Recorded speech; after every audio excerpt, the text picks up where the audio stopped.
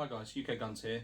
So just a brief video today. I just wanted to give an update really on the Hatsan Escort Magnum shotgun that I've got, because I think when I made the initial video it was still fairly new.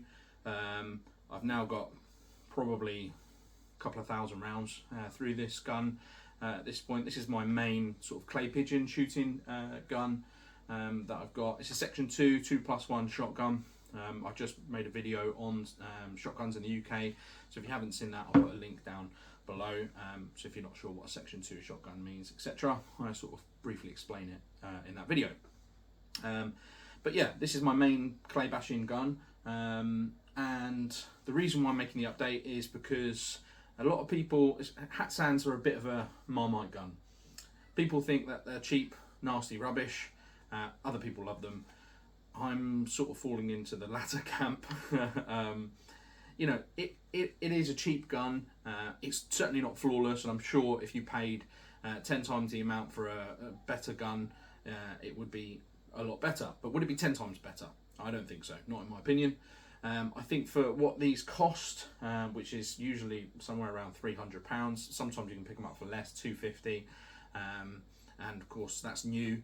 Second hand you can get them sometimes even cheaper than that. So very, very cheap gun, great starter gun if you're just getting into the sport. Modern, easy to use, really, really good gun. Like, it's not bad. I don't have a lot of stoppages. I get the occasional one, sure, but shotguns in general, you know, you will have stoppages with semi-automatics anyway. If you don't want stoppages, get an over-under or a side-by-side, and then you'll never have any. But otherwise, this is a really good gun. It's enjoyable to shoot, it's comfortable to shoot, it's got this nice rubber butt on it, which is really springy, so it's very comfortable to shoot even if you're shooting heavier loads. Being semi-automatic, it's obviously got a bit of recoil because the action moving and everything, but it's, you know, it's 12 gauge, so it's there, it's noticeable, but it's not anything crazy unless you're shooting really heavy loads. It comes with a full set of chokes, which are, you can just hand tighten, so really easy to swap the chokes out. It's nice that it comes with those as well.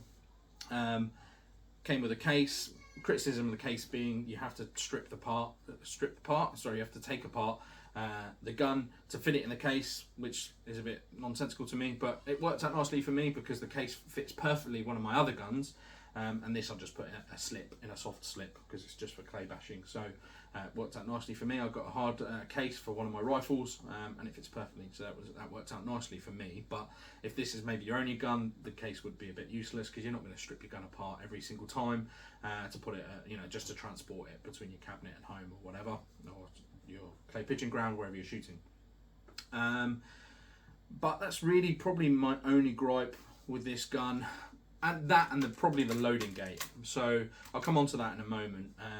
The things I really like about the gun, like I say, I like that it's quite a modern gun. You know, the polymer, sort of, not everybody's into that sort of black polymer look. I really like it. I think it's a smart looking gun. It's quite user friendly. It's not too difficult to use. Very comfortable to shoot, like I say, because of that butt pad. Just a simple bead sight, but again, it's nice and easy. Nothing really too crazy, and not too much to go wrong.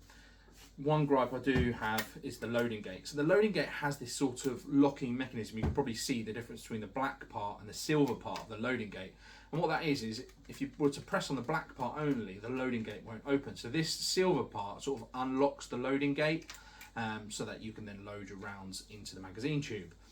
I'm not really sure why they installed that. It does sometimes cause problems. I mean, I'm clay shooting, so it's not really a big deal because you're not in a rush between clays when you're putting fresh rounds in. But if you had like a section 1 one of these, or you were using it for practical or target shotgun, even a section 2 one, that loading gate is going to cause you problems. It's going to slow you down. It's going to cause you to fumble, and that wouldn't be ideal. I don't think you'd use one of these in those sorts of competitions anyway, but it's something to bear in mind because it just can sometimes be a bit difficult to operate sort of quickly and smoothly. And the other thing I don't like, obviously that's a snap cap. The other thing I don't like is when the last round holds back the bolt, which most semi-automatic shotguns do that. When you come to load the next round, obviously you're going to press on that loading gate, and that also drops the bolt, like so. And you know, it's fine because the loading gate's in the way. I think It's possible you could get your finger right up in front of the bolt, I think, if you were to be really stupid and sort of squeeze your finger through that little gap there. I think it's possible. It'd be difficult. I'm not saying this is dangerous or anything like that. It'd be difficult to hurt yourself, but I think it's possible, which is not ideal. But it's just, it can be jarring sometimes when you get your next round to load, and as you do that, the bolt slams forward. It's annoying, to say the least. I would much have preferred that bolt stayed back, you could load, and then you had a bolt release that you would press. This is not a bolt release, this is a magazine tube cut-off. So if you don't want rounds to come out of the magazine tube, so if you don't want the gun to cycle, essentially, that cut-off stops it from cycling. Although I think it still ejects. I'm not sure, actually, I've never used it. Yeah, a bolt release would have been much preferable. So you could load it and then drop your bolt forward when you're ready, or drop your bolt forward and then load it, which I do tend to do, actually. So what I tend to do when I'm loading it is I will drop the bolt and then load my rounds, which is, yeah, it's just a strange design choice. I'm not really sure why they did that, and especially if you're using the gun for the first time and you go to load a round and your bolt slams forward, it can be a little bit jarring. So something to bear in mind. So that part, that's my biggest gripe with this gun. Otherwise, I really like it. Like I say, I haven't got an exact round count, but I think it's definitely over 1,000 rounds, probably over 2,000 at this point. Because you think 100 bird shoot, I normally do clay pigeon shooting, and I've definitely done between 10 and 20 shoots with this, if not more. So yeah, about 2,000 rounds or so through this gun. Stoppages, maybe one on a 100 bird shoot. I will sometimes get, and essentially it's where the round hasn't ejected fully, so it's not a complete failure. It's usually I end up with something like that. So the empty case has not cleared the ejection opening before the bolt has slammed forward and sort of caught it, and then usually I just grab it and yank it out, or sort of just pull it off the one side, and then you might have to cycle it. Depends whether the next round got in or not, but it's usually pretty easy to resolve. And like I said, I don't see that all the time. Maybe one round out of every 100 when I do a 100 bird shoot, something along those lines. So reliability, it's not flawless, but it's certainly not bad, and it's not at a point where I don't enjoy shooting the gun, because I've had guns in the past, not really shotguns, but rifles and things that I've had in the past where they're so unreliable, they're no fun to shoot because you're just constantly clearing stoppages. This gun is not like that at all. So for the price, I think it's really good value, and I would recommend these to anyone. More so probably for newcomers to the sport, people are getting into it. You don't want to spend a fortune on your first gun, unless you do, in which case go ahead. But if you're just looking to get into the sport on a bit of a budget, this is a great gun to get you off shooting clays, or even if you're doing a bit of hunting, whatever the case may be.